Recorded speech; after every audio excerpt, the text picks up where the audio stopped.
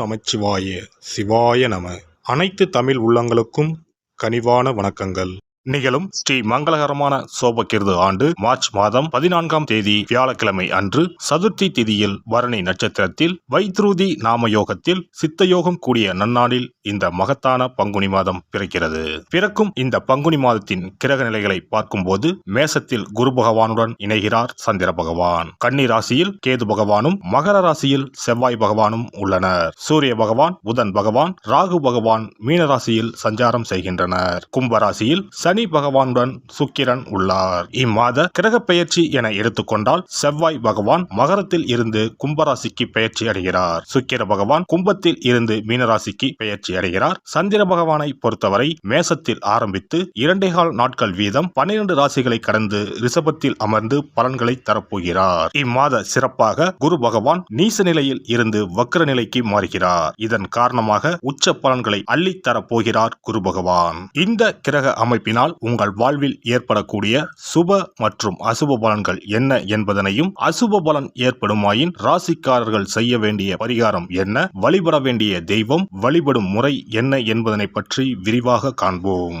பிறக்க போகும் இம்மாதம் உங்கள் வாழ்வில் வளமும் நலமும் செல்வ செழிப்பும் பெற்று வாழ்வின் உயரிய நிலையை அடைய எல்லாம் வல்ல எம்பெருமானை வேண்டி விரும்பி கேட்டுக்கொள்கிறேன். தனுசு ராசி அன்பர்களே, இந்த மாதம் புத்தி கூர்மையுடன் எதையும் செய்வீர்கள். எதிர்காலம் தொடர்பான திட்டங்கள் மனதில் தோன்றும். எதையும் முன்னேற்பாட்டுடன் செய்வீர்கள். விவேகம் உண்டாகும். தொழில் வியாபாரம் தொடர்பான காரியங்களில் இழுபறியான நிலை காணப்படும். வீண் அலைச்சல், எதிர்பாராத செலவும் உண்டாகும். உத்தியோகத்தில் இருப்பவர்கள் அதிகாரிகள் கூறிய வேலையை செய்து முடிப்பதில் தாமதம் ஏற்படும். சக ஊழியர்களிடம் அனுசரித்து செல்வது நல்லது. குடும்பத்தில் மகிழ்ச்சி நிலவும். குடும்பத்திற்கு தேவையான பொருட்களை வாங்குவீர்கள். நீண்ட நாட்களாக வாங்க நினைத்த ஆடை ஆபரணம் வாங்க நேரும். குடும்பத்தில் இருப்பவர்களுடன் விருந்து நிகழ்ச்சிகளுக்கு சென்று வருவீர்கள். வழக்குகளில் சாதகமான போக்கு காணப்படும். பெண்களுக்கு நீண்ட நாட்களாக இழுபறியாக இருந்த ஒரு காரியத்தை வெற்றிகரமாக செய்து முடிப்பீர்கள். எதையும் புத்தி சாதுரியத்தை பயன்படுத்தி சமாளிப்பீர்கள்.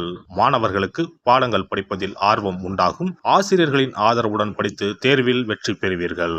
இம்மாதம் கலைத்துறையினருக்கு சிறப்பான மாதமாக இருக்கும். தாமதமாகி வந்த வாய்ப்புகள் அனைத்தும் திரும்ப கிடைக்கும். சமூக சேவையில் உள்ளோருக்கு சமூக அந்தஸ்து உயரும். அரசியல் துறையினருக்கு கொடுக்கல் வாங்கலில் இருந்த பிரச்சனைகள் தீரும்.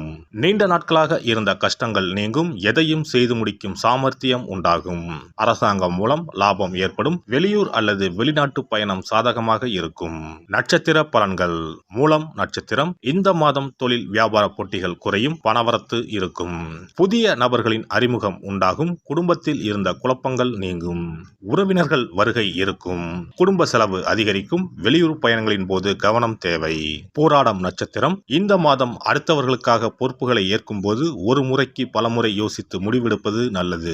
பணவரத்து திருப்தி தரும். வெளியூர் பயணங்கள் செல்ல நேரலாம். உடல் ஆரோக்கியத்தில் கவனம் தேவை. புதிய நபர்களிடம் பழகும் போது எச்சரிக்கை தேவை. உத்திராடம் 1ஆம் பாதம்.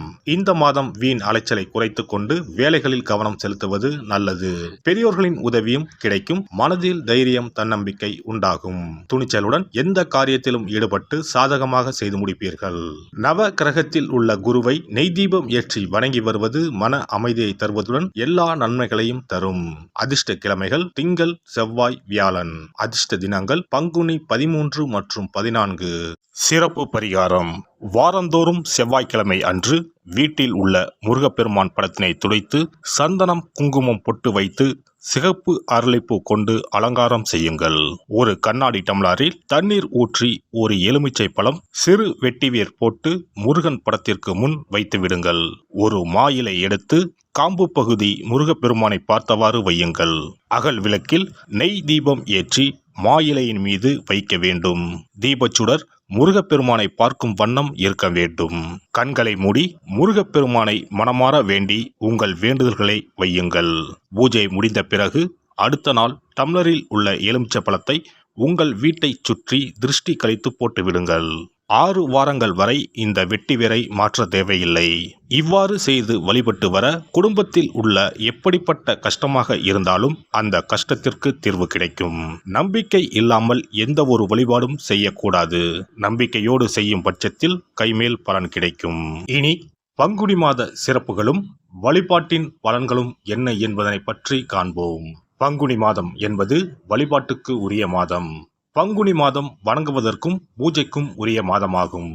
ஒவ்வொரு மாதத்திலும் ஒவ்வொரு நட்சத்திரத்திற்கு முக்கியத்துவம் கொடுத்து விழாக்கள் நடத்துவது வழக்கம்.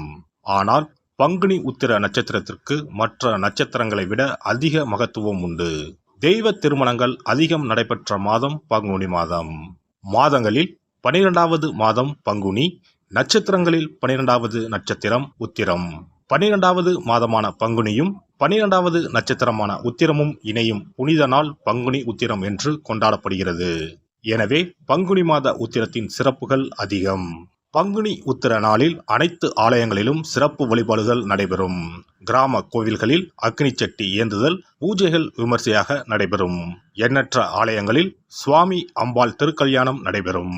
சிலருக்கு கைகூடாமல் திருமணம் தள்ளி போனால் பங்குனி உத்திர நாளில் விரதம் இருந்து இறைவனை வழிபட்டால் வெகு சீக்கிரம் திருமணம் கைகூடும் என்பது ஐதீகம். அதோடு காதலிப்போர் மனதுக்கு பிடித்தவரை கரம் பிடிக்கவும் பங்குனி உத்திர விரதம் இருப்பது மிகுந்த பலனை கொடுக்கும். பங்குனி உத்திரம் கல்யாண விரதம் என்றும் அழைக்கப்படுகிறது. 8 வகையான மகா விரதங்களில் கல்யாண விரதமும் ஒன்று. ஆகவே இந்த நாளில் திருமணம் ஆகாத இளையோர் விரதம் இருந்து தமக்கு நல்ல வரன்கள் கிடைக்க வேண்டும் என்று சிவபெருமானையும் பார்வதி தேவியாரையும் வேண்டுவது நல்ல பலன்களை பெற்றுத்தரும். இத்தினத்தில் மேற்கொள்ளும் விரதம் மிகவும் விசேஷமானது. நீண்ட நாள் ஒற்றுமையுடன் வாழ விரும்பும் தம்பதியர் விரதம் இருந்து சிவனுக்கும் சிவ பார்வதிக்கும் அபிஷேகம் செய்வார்கள். இந்த விரதத்தை முருகனை வேண்டியும் செய்யலாம். அதோடு அன்னதானம், வஸ்திரதானம் செய்வதும் சிறப்பானது. ஜாதக தோஷத்தால் திருமணம் தடைப்பட்டவர்கள் வழிபாடு மேற்கொள்ளவும் சிறந்த நாள் இதுவாகும்.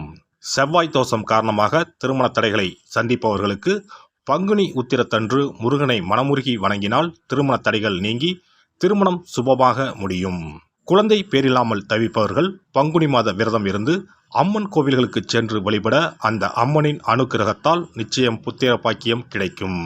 தொழில் மற்றும் வியாபாரங்களில் ஈடுபடுபவர்கள் தமிழ் வருடத்தின் கடைசி மாதமான பங்குனி மாத தினத்தில் திருஷ்டி பூசணிக்காய் வாங்கி உங்கள் வியாபார இடங்களை திருஷ்டி கழித்து அதற்குரிய நேரத்தில் உடைக்க வேண்டும். இப்படி செய்வதால் உங்களுக்கு இந்த ஆண்டு ஏற்பட்ட தோஷங்கள் அனைத்தும் நீங்கும். பங்குனி உத்திர நன்னாளில் நம்மால் முடிந்த அன்னதானங்களை செய்வது மிகுந்த புண்ணியம் தரும். எலுமிச்சை சாதம் அல்லது தயிர் சாதம் அல்லது சர்க்கரை பொங்கல் என அன்னதானம் செய்யலாம். அதேபோல் நம்மால் முடிந்த அளவுக்கு மஞ்சள், சரடு, குங்குமம், கண்ணாடி என மங்கள பொருட்களை பெண்களுக்கு வழங்குவது விசேஷ பலன்களை கொடுக்கும். முருகப்பெருமான் நமக்கு இதுவரை இருந்த காரிய தடைகள் அனைத்தையும் களைந்து நமக்கு நல்வழி காட்டி அருளுவார். பங்குனி மாதத்தில் அனைத்து நாட்களிலும் கோவிலுக்கு சென்று வருவது மிக்க பலனை தரும். மேலும் செல்வ செழிப்புடன் வாழ்வதற்கு உதவும். எல்லாம் வல்ல இறையருளால் நீங்களும் உங்கள் அன்பு குடும்பமும் உடல் நலம், நீலாயுள், நிறை செல்வம், உயர் புகழ், மெய்ஞானம் ஓங்கி வாழ்க வளமுடன். இந்த வீடியோ பதிவு உங்களுக்கு பிடித்திருந்தால் லைக் பண்ணுங்க, கமெண்ட் பண்ணுங்க, ஷேர் பண்ணுங்க, மறக்காம சப்ஸ்கிரைப் பண்ணுங்க, பக்கத்துல இருக்கிற பெல் பட்டனை கிளிக் பண்ணுங்க. நன்றி, வணக்கம். ஓம் நமச்சிவாய, சிவாய நம.